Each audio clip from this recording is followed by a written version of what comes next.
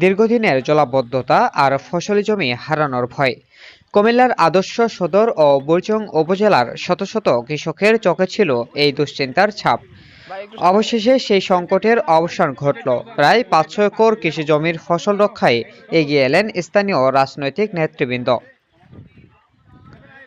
কুমিল্লার আদর্শ সদর উপজেলার আমরাতলী ইউনিয়ন ও বুড়িচং উপজেলার মধ্যবর্তী স্থানে অবস্থিত প্রয়াত রসুলপুর খাল।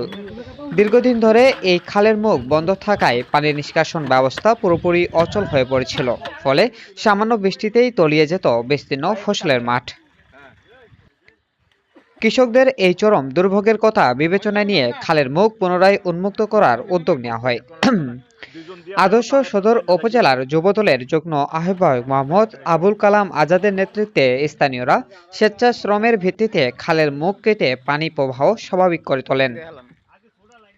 স্থানীয় কৃষকরা জানিয়েছে, খালের মুখ বন্ধ থাকায় তাদের স্বপ্নগুলো পানির নিচে চলে যাওয়ার উপক্রম হয়েছিল। এখন পানি নামতে শুরু করায় তারা নতুন করে ফসল ঘরে তোলার আশা দেখছেন। এই উদ্যোগকে তারা স্বাগত জানিয়েছেন। উদ্যোক্তা মোহাম্মদ আবুল কালাম আজাদ জানিয়েছে, জনগণের স্বার্থ রক্ষা এবং কৃষির সমৃদ্ধি তাদের মূল লক্ষ্য।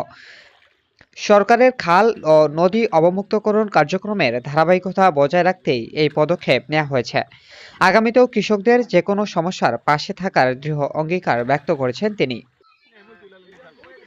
খালের মুখ উন্মুক্ত হয়ে জমে থাকা পানি এখন দ্রুত নেমে যাচ্ছে। এতে শুধু ফসল রক্ষা পায়নি, বরং ফিরে এসেছে এলাকার কয়েক হাজার কৃষকের মুখের হাসি।